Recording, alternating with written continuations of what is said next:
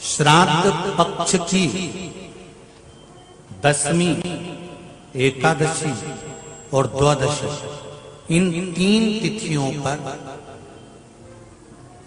एक रोटी में थोड़ा सा मीठा रखकर सोमक पितृ का नाम लेकर यदि गाय को खिला दिया जाता है, तो अगर कोई पूर्वज प्रेत योनि में भी पड़ा हुआ होता है, भटक रहा होता है, जिसको पिंड नहीं मिला, जो अचानक मर गया होता है, अधोगति में चले गया होता है, उस जीव की मुक्ति 10वीं श्राद्ध पक्ष की, एकादशी श्राद्ध पक्ष की और द्वादशी श्राद्ध पक्ष की, ये 3 दिन सोमक पितृ का नाम लेकर रोटी में, पूड़ी में मीठा रखकर अगर गाय को खिला दिया जाता है, ये 3 दिन तक, तो वो पितृ कभी भटकते नहीं है, उनको मुक्ति प्राप्त हो जाती है, मोक्ष में। पितृपक्ष को हम समझे। किसी ने कहा नखून मत काटना, किसी ने कहा नया कपड़ा मत लेना, पितृपक्ष में 16 दिन नए कपड़े नहीं लेना चाहिए, कोई कहे ये नहीं करना चाहिए, कोई कहे मकान का मुहूर्त, कोई कहे ये मुहूर्त, कोई कहे वो मुहूर्त, कोई कहे अच्छा काम करने के लिए मत जाओ, अच्छा मंगल कार्य के लिए आगे मत बढ़ो। शिव महापुराण की कथा कहती है कि पितृ बुरे नहीं होते हैं,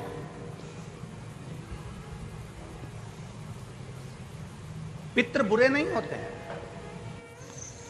आज लोगों के मन में बड़ा भय हो जाता है।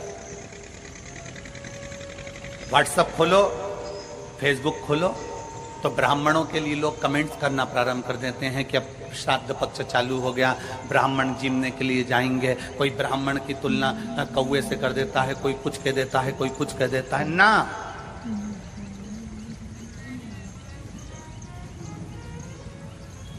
गायत्री करने वाला ब्राह्मण, वेद पाठ करने वाला ब्राह्मण, संध्या करने वाला ब्राह्मण की तुलना किसी साधारण से नहीं होती, उसकी तुलना तो स्वयं नारायण और ब्रह्मा से होती है, स्वयं नारायण और ब्रह्मा से होती है।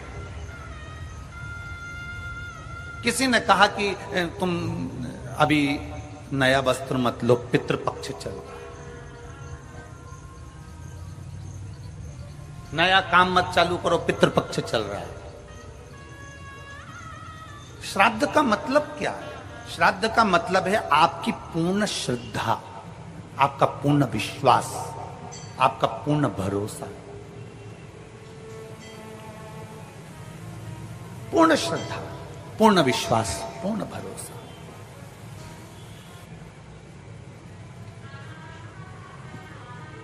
पितृपक्ष श्राद्ध का समय गलत समय नहीं है। कोई काम आपको शुरू करना है तो पितृपक्ष में शुरू कर सकते, बस पितृपक्ष में एक काम चालू करो। पितृपक्ष में बन सके गौ माता को रोटी दो, पितृपक्ष में बन सके गौ माता को जल दो, पितृपक्ष में बन सके तो भूखे को भोजन कराओ, प्यासे को पानी पिलाओ। पितृपक्ष में बन सके, तुम्हें किसी ने कह दिया, कोई विद्वान ने तुम्हें बता दिया कि तुम्हारे पितृ दोष है, तुम्हारे घर में काल सर्प दोष है, तुम्हारे घर में ऐसा दोष है, तो एक काम चालू करो, 16 दिन श्राद्ध के एक चावल का दाना देवाधिदेव महादेव के शिवलिंग पर समर्पित करो, दूसरा चावल का दाना अशोक सुंदरी की जगह पर समर्पित करो, और 1 लोटा जल पहले अशोक सुंदरी वाली जगह पर थोड़ा सा चढ़ाओ, उसके बाद शंकर भगवान को उस जल को अर्पित करो, अपना गोत्र बोलकर, अपने पितरों का स्मरण कर कर आपका पितृदोष अपने आप शांत हो जाएगा, दोष मिट जाएगा, आपका पितृदोष शांत, आपका दोष समाप्त।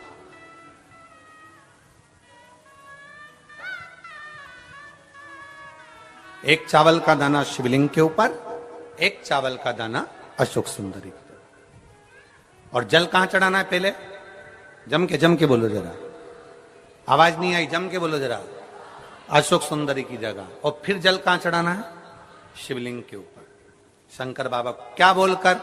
अपना गोत्र। जिसको गोत्र नहीं मालूम उसको एक चीज मालूम होना चाहिए, शंकर का नाम, श्री शिवाय नमस्तुभ्यम, ओम नमः शिवाय, नमः शिवाय, गौरी शंकर। शिव महापुराण की कथा कहती है दक्ष प्रजापति के पुत्रों को देवऋषि नारद ने भजन में लगा दिया। एक बेटी हुई जिसका नाम था स्वधा। क्या नाम है उसका? जम के बोलिए जरा, स्वधा। जितने लोग कथा सुन रहे हैं आस्था चैनल पर, पंडाल में, फेसबुक, यूट्यूब पर, तर्पण शिव महापुराण में इस नाम का उच्चारण 5 बार आप लोगों को करना है।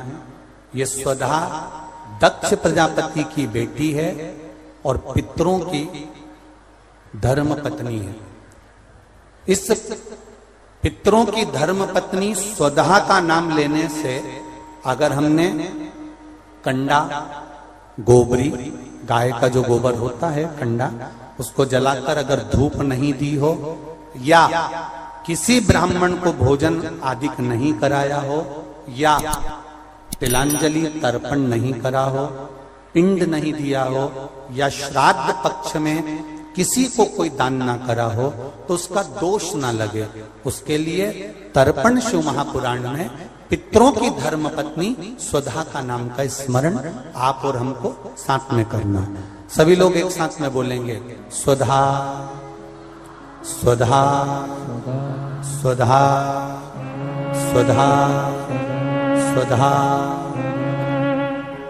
बस ये 5 बार जो उच्चारण आपने पितरों की धर्मपत्नी स्वधा का करा है, जिस समय पर पितृलोक से आर्यमा देव के साथ में हमारे यहां पर आते हैं। और मेरा बहुओं से निवेदन है, बेटियों से निवेदन है, माताओं से निवेदन है, मान लो आपको कोई ब्राह्मण देवता ने कहा कि आपके यहां पितृदोष है, आपको कह दिया कि पितृदोष है, तो आपको घबराना नहीं है कि महाराज जी मुझे क्या करना पड़ेगा। पितृदोष है, एक चावल का दाना घर में से लीजिए, हथेली पर रखिए, पानी का जो मटका होता है, हंडा होता है, पानी का जो मटका है, हंडा है, जहां पर रसोई घर में तुम पानी रखते हो, उस हंडे के पास में, मटके के पास में उस चावल के दाने को लेकर जाइए, अपने पितरों का स्मरण कर कर स्वधा स्वधा स्वधा स्वधा स्वधा 5 बार बोलकर शंकर भगवान के शिवलिंग पर, तुम्हारे घर में शिवलिंग हो तो घर में, और अगर मंदिर में शिवलिंग हो तो मंदिर में, उस चावल के दाने को चढ़ा दीजिए। कैसा भी पितृदोष होगा समाप्त हो, मात्र स्वधा का स्मरण बहुत।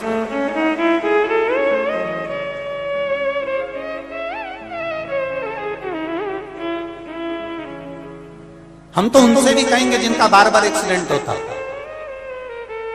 जो बार बार गिरते पड़ते रहते हो, बार बार एक्सीडेंट होता हो, बार बार उनको चोट लगती हो, बार बार, और उनको भी कहेंगे जिनको सर्दी की बीमारी या दमे की बीमारी या श्वास की बीमारी, उनसे भी कहेंगे कि श्राद्ध पक्ष में एक चावल के दाने का प्रयोग स्वधा नाम से अवश्य करें।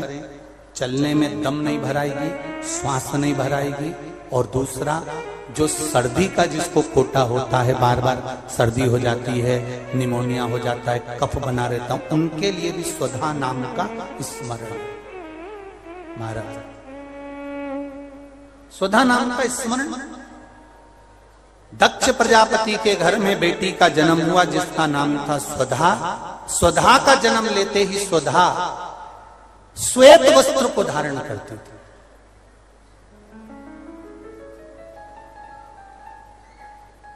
कोई वस्त्र अगर स्वधा पहन रही है तो श्वेत वस्त्र धारण कर रही है। एक दिन माता प्रसूति ने स्वधा को बुलाया। स्वधा आप इधर आओ। स्वधा आई। हाँ मां बेटी, जब घर में इतने सारे आभूषण हैं,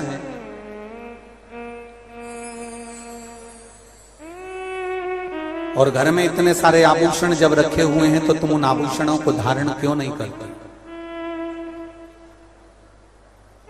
उन आभूषणों को क्यों नहीं पहनते? घर में इतने सारे वस्त्र रखे हैं तो तुम उन वस्त्रों को धारण क्यों नहीं करते?